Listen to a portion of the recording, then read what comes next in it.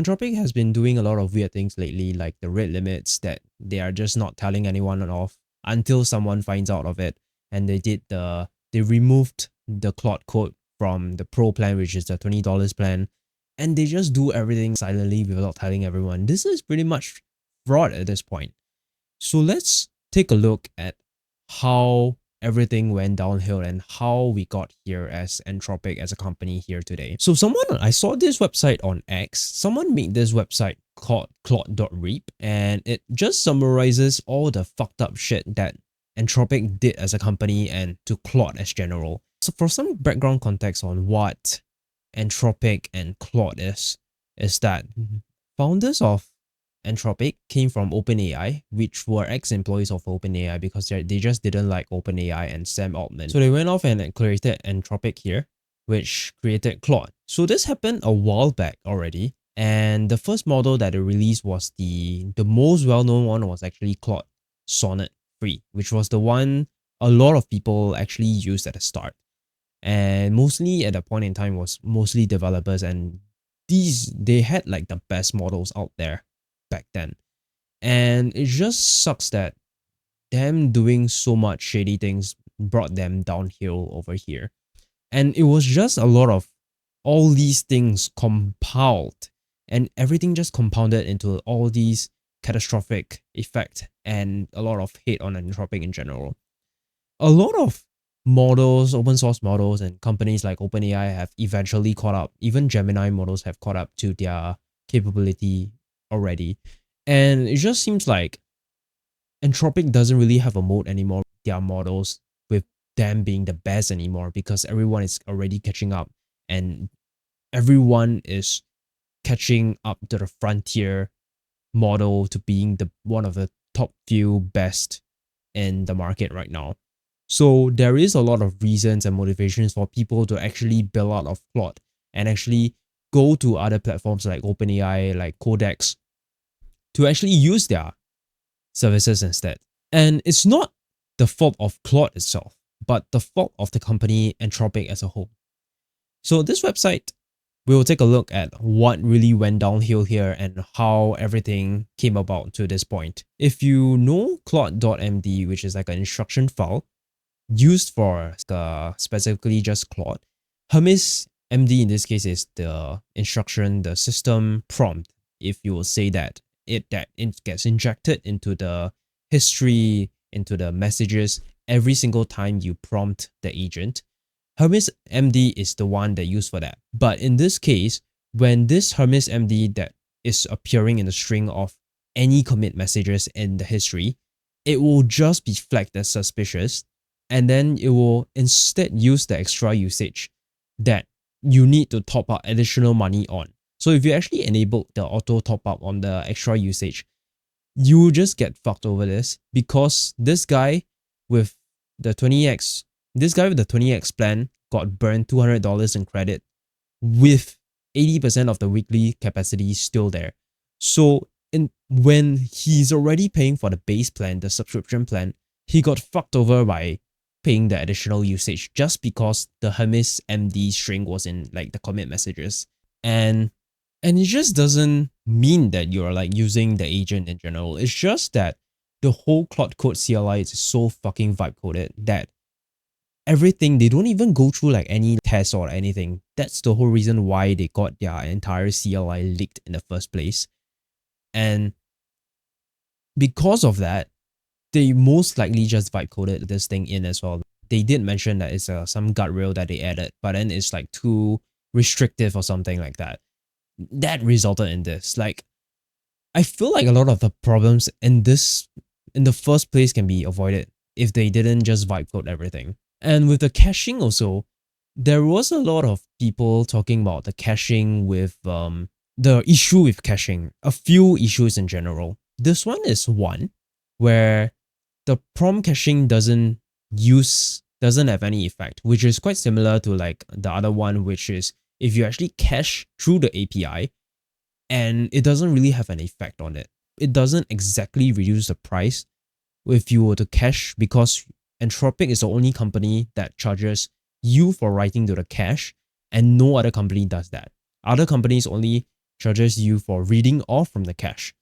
And that's why when you turn off caching, it doesn't make much difference to the price that you pay through the API. And in fact, it's a bit lesser. And in fact, there was a very major thing that affected everyone, which was the claude regression, that a lot of users kept reporting there were issues with like the quality of claude.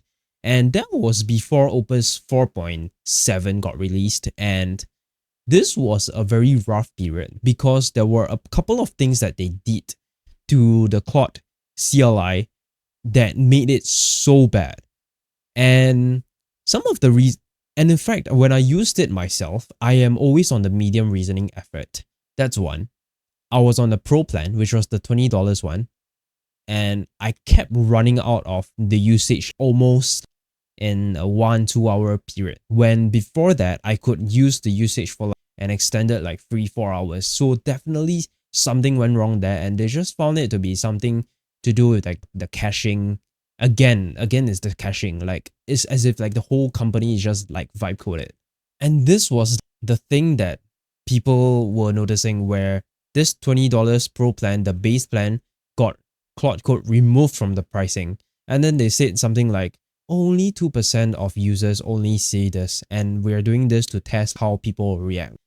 That makes no sense. Like, why would you do something like that and see how people will react when you already know most likely nothing will come good out of it? And they actually kicked themselves in the foot in a sense that they actually did so much subsidization of the claude plan, because the $200 plan gives you about $5,000 on compute. And this info was from the Cursor blog or something. And that's just like a 20x amount of value that you actually get if you actually maximize the usage on the plan, on the $200 plan. That is so much subsidization that you're actually betting on your users not utilizing to the max of it, because the way they implemented the windows, the rolling windows of the 5 hours and the weekly limits, enforces such that you have a very fixed window here and there to make it as hard as possible to maximize the full usage of claude. But people are still maximizing it out. And there is two different sides of this here, where one side is the ones who are actually fully utilizing it, and the other side is the one who doesn't use it as much, and both are on the same tier. And if you look at it, it's both of them actually cancel each other out in the sense that one actually use less, one actually use more. So with this pricing model, the profit and the demand is so unpredictable, where you can actually not know how much usage everyone will get. But you know that based on the number of users and how much everyone is paying for, how much money you'll get from the subscriptions, but you won't know how much compute you will use. And that's the whole problem with this, because they can't meet the demand because they can't just predict how much people will use. And that's the whole problem with like the OpenClaw situation as well, because a lot of people started using OpenClaw with Anthropic models, and that's why they started banning it as well. On April 4, they told subscribers that they can no longer use OpenClaw for part of the subscriptions, and they needed the API keys instead to be built on the API instead. They were getting a lot of demand from OpenClaw because a lot of the users used OpenClaw on Opus and on Max Reasoning for literally everything, and even the heartbeat thing that OpenClaw has, which runs on a very fixed interval, and some users might be running it on a very frequent interval that makes it so consuming. And especially this actually gets around the HUD window, the 5-hour window and the weekly window, that makes it hard for a human to actually use it. Agents can be online 24/7 and they can just be utilizing max out your usage even at 3 AM in the morning. And that's the reason why they actually banned it in the first place, because everyone was just maxing out the usage, and then they were having a very difficult time meeting the demand for it. And on April Fool's, Claude Code leaked itself, and they did say that this was a work of a developer which they wouldn't name and they wouldn't fault them for it. But it just seems like it was a vibe coded thing that, and a Claude Code agent just decided to turn on the map source. Was it called what was that called? The source map. It just seems like the agent, the claude code that they were using, just one of them just enabled the source map variable in the settings, and that made the source map packaged together with the npm package and got released together with claude code itself. So the source map actually allows you to actually see the code itself, because without it, everything will just be obfuscated without like the actual content of it. So the source map actually provides a very useful utility where you can actually see and debug yourself and actually look at the code itself rather than debugging obfuscated code. And on the same day, Anthropic just decided to send everyone a DMCA, which I think it was like 8,000 repos who someone put it up on GitHub, and then 8,000 people just decided to fork it, and then they sent DMCAs to everyone. And we had this Pentagon standoff as well with Anthropic, and this was a very big deal because Dario said that they would not comply with like the Pentagon demands, and they would not cooperate with them, even if the Pentagon labels them as a supply chain risk. And they were the first ever US company to be labeled that, which was a very big deal. And this actually led to OpenAI working with them. The exact terms of the OpenAI deal, let me just search it up. So OpenAI eventually did make a deal with them as well, and they got a lot of backfired. That deal just backfired for them, and a lot of people just moved over onto Anthropic, and there was a lot of people doing like guides on how to export your ChatGPT memories into Claude, and everyone was just moving over to Anthropic. And they were just doing weird things, and they were just accusing of like all the Chinese companies, DeepSeek, Moonshot, of like distilling them, when like the exchanges of them compared with Theo's accounts doesn't really make much sense at all, because the amount that they actually reported is only like 150,000 for DeepSeek, and his chat app alone already accounted for 60 million in 1 month, which doesn't make any sense. So a lot of these, there's still this one.